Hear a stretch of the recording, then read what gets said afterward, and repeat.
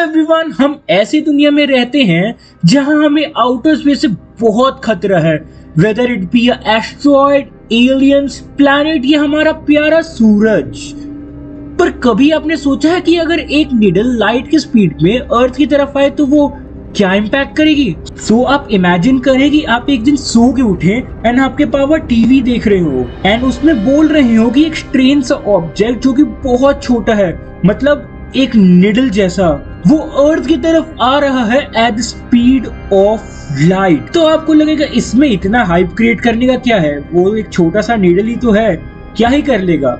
Remember, it's not about size, it's about speed. So मैं आपको एक एग्जांपल से समझाता हूँ। मान लीजिए एक बंदा 40 किलोमीटर पर आवर की स्पीड से गाड़ी चला रहा है एंड वो अचानक एक दीवार से जाकर टकरा जाता है। तब हो सकता है उसे कुछ भी ना हो या थोड़ी बहुत चोट लगी हो, बट अगर वही बंदा 100 या 110 किलोमीटर पर आवर की स्पीड में गाड़ी चला रहा हो एंड वो अब दीवार से कोलाइड करे तो उसके बचने की चांसेस ना के बराबर है।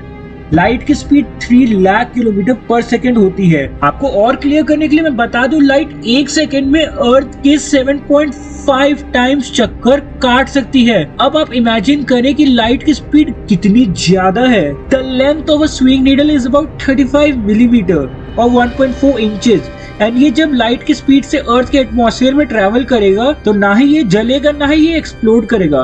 But what's the problem? ये तो बस एक बंच ऑफ एटम्स ही है जो आसमान से गिर रहा है। But the real problem is kinetic energy. So जिनको नहीं पता काइनेटिक एनर्जी क्या होती है, उनको मैं बता देता हूँ कि काइनेटिक एनर्जी वो एनर्जी होती है जो कोई भी ऑब्जेक्ट पोसेस करता है जब वो मोशन में होता है। फॉर एग्जाम्पल, जब एक बॉलर अपने हाथ से बॉल को रिलीज करता है एंड वो जब बॉल ट्रेवल कर रही होती है उसे हम काइनेटिक एनर्जी कहते हैं। सो जो निडल है वो तो स्पीड ऑफ लाइट से ट्रेवल कर रहा होगा एंड उसकी काइनेटिक एनर्जी एक ऑब्जेक्ट जिसका वजन 100 टन है एंड उसे 15 फ्लोर से फेंका जाए उसके बराबर होगी। वाह!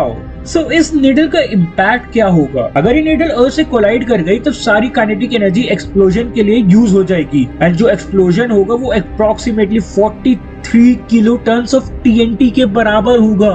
अगर हम इसे एटॉमिक बॉम्ब फैटमैन से कंपेयर करें जो कि नागासाकी पे ड्रॉप किया गया था, उसका वेट सिर्फ 21 किलो टन ऑफ TNT था। आप ये नागासाकी बॉम्ब ब्लास्ट की वीडियो मेरे चैनल पे देख सकते हैं। सो मैं इसका इम्पैक्ट आपको एक एग्जांपल से बताता हूँ। एक जगह चूज करो, न्यूयॉर्क, दिल्ली, स्पेन। अगर कोई प्रॉब्लम आने वाली है इस दुनिया में तो वो ऑब्वियसली न्यूयॉर्क में आएगी। और कहाँ आएगी? अगर एक एटॉमिक बॉम्ब जिसकी पावर सेम होगी वो गिरे तो 4 किलोमीटर के अंदर का इलाका पूरे तरीके से खत्म हो जाएगा एंड उसके आसपास के लोग 1 महीने के अंदर ही मर जाएंगे। या फिर ऐसा भी हो सकता है कि वो निडल जमीन के नीचे चले जाए, creating a huge crater with its explosion. पर क्या होगा अगर वो निडल किसी इंसान के ऊपर जाके गिर जाए? चांसेस बहुत कम है, पर अगर ऐसा हुआ तो क्या होगा? सो ये ऐसा ही होगा जैसे statue of liberty 10th floor से आपके ऊपर फेंका गया हो। सो उस निडल अटैक से बचना तो इम्पॉसिबल होगा। और मान लो अगर आपकी बॉडी निडल के इफेक्ट को पूरे तरीके से एब्जॉर्ब कर लेता है तो आपकी बॉडी एक्सप्लोड कर जाएगी। सो